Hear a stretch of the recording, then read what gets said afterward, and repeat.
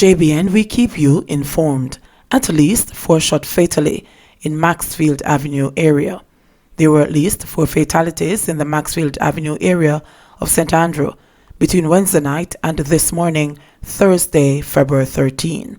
Police investigators were kept busy as homicides were recorded along Anthony Road, Dillon Avenue, 70 Maxfield Avenue, and an area called Rome. In one of the incidents, a man was found dead in a yard with his hands bound and gunshot wounds to his upper body. Paying twice for my mistakes. They know what they were doing. I will be all right, was all one man, the first to walk out of the Armand Barracks Processing Center in Kingston, had to say before he was warmly embraced by his grandmother, Anne Marie Williams. She hugged him tightly, then both walked towards the waiting car, parked a few meters away.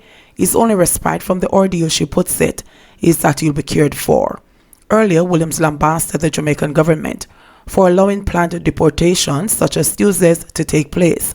She called for more dialogue on a procedure that she said was ripping families and had double punishment for the convicted.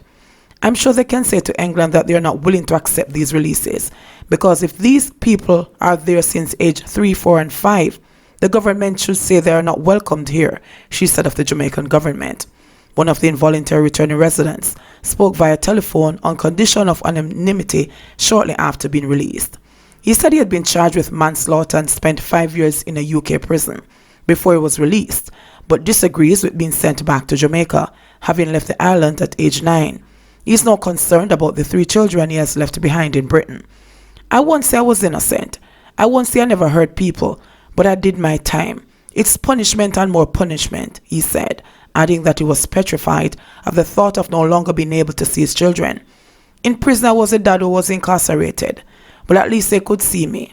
Now I am a dad thousands of miles away. It's impossible. I am paying twice all over for my mistakes. The Evil Up airliner with 17 confirmed deportees on board departed the Doncaster airport in Sheffield, England, early Tuesday morning and arrived just after noon Jamaica time before being bused to Armand Barracks. The British Home Office had said that the deportees had committed serious crimes such as murder, manslaughter, rape, violence, and dealing in Class A drugs. Originally, it was reported that 50 people were expected to be sent back, but an 11th hour court ruling spared more than 24 others. Red Road businesses blame crime for slow sales. Business operators on Red Road in St. Andrew believe that the upsurge of violence in the area is to be blamed for the considered drastic decrease in sales. Pinky, who operates a bar on Park Lane, said that recent killings have resulted in slow days for her business. We have to close early because we are here by ourselves. From a touch 4:55, you can't play football in the middle of the road because it come like the traffic are divert off a Radius Road, she said while attending to the only customer she had. Usually, I am here up until 8 in the night, and the weekends I go up a little later. Yesterday, Tuesday, I left at 7 o'clock because nobody was here from 5 o'clock. Nobody not coming out. Nobody knows what is next or who is next. Kenneth, who has a shop on the same road, said he had to close early because nobody now come out one of them place here again.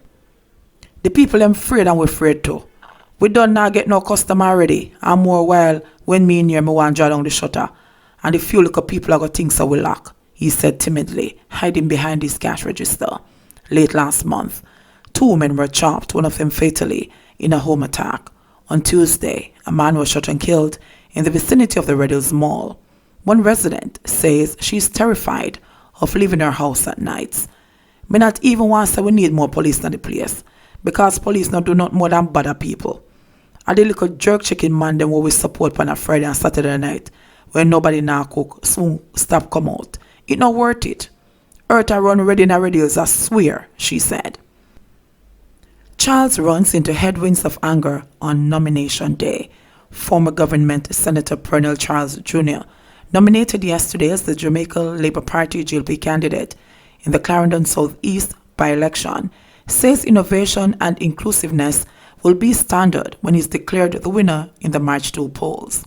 Prime Minister Andrew Holness said yesterday that the by-election will be a test of the readiness of the constituency for a general election, which is constitutionally due in 2021 but is likely to take place this year.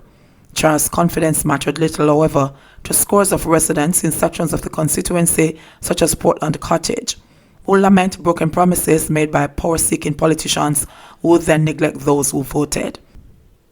They said that nothing would change in a scathing assessment of the leadership of just resigned Member of Parliament Rudyard Spencer, who they said failed to endear themselves to them. Mr. Spencer did little for us that would make us vote for anybody again, including for Mr. Charles, said 34-year-old Melissa Strong. So many things not right in this community. Talk about light and jobs to young people. The girls them only hope is working in a bar, one elderly woman said. She said that many people in Portland Cottage would not even listen to Charles, no matter how good him come. Spencer polled 9,997 votes in the 2016 general election to beat the People's National Party's PMP Patricia Duncan Sutherland, who tallied 9,039. Charles will seek to hold Spencer's margin of the Rocky Point division by almost 800 votes, with the Portland Cottage Community Centre among the deficit zones.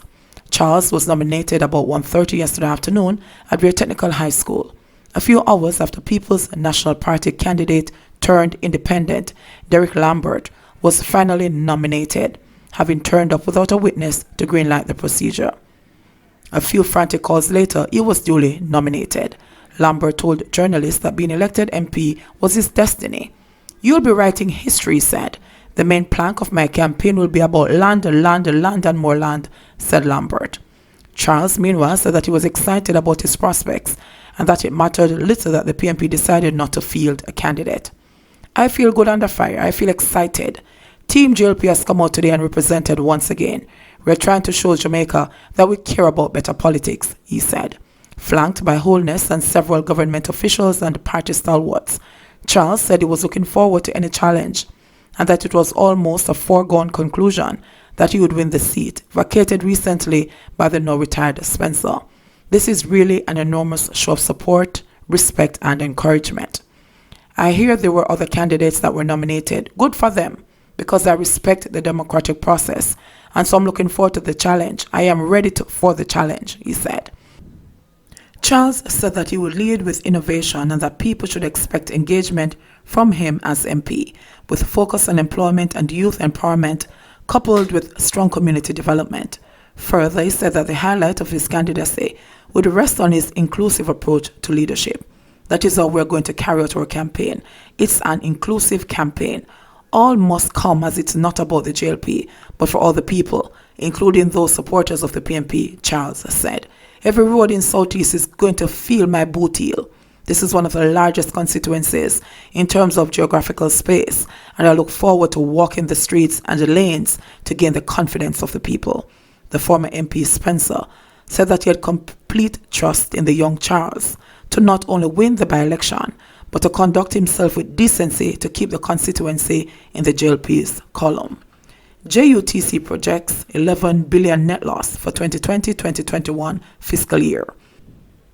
The cash-strapped Jamaica Urban Transit Company JUTC is projecting a whopping $11.1 billion net operating loss for the 2020-2021 fiscal year, despite the expectation that it will beat its $9.1 billion projection for the current fiscal year by almost $5 billion.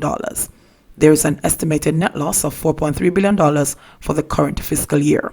The Jamaica Public Body's estimates of revenue and expenditure for the year ending March 2021, tabled yesterday in the House of Representatives, indicates that the JUTC is projecting total operating expenses of $12.5 billion, dwarfing the $4.5 billion income expected to be made over the period. The state-owned company's fuel costs are forecast to increase by some $452 million to $2.7 billion, while toll expenses are expected to surge from $266 million to $346 million. Staff costs is expected to move from $2.9 billion to $3.7 billion. It is also projected that repairs to buses will cost the company some $2.7 billion for 2020-2021 compared to the estimated $1.8 billion for the current fiscal year.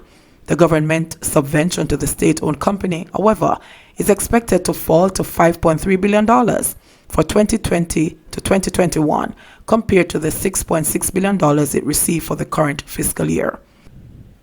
To increase operational efficiency, the JUTC will complete its implementation of an oil filtration system in the remaining 150 of 300 buses, which is expected to improve the efficiency and operational life of bus engines. The system was implemented in 150 buses in the 2019 to 2020 fiscal year. The bus company will also refurbish 15 damaged buses to facilitate their return to service.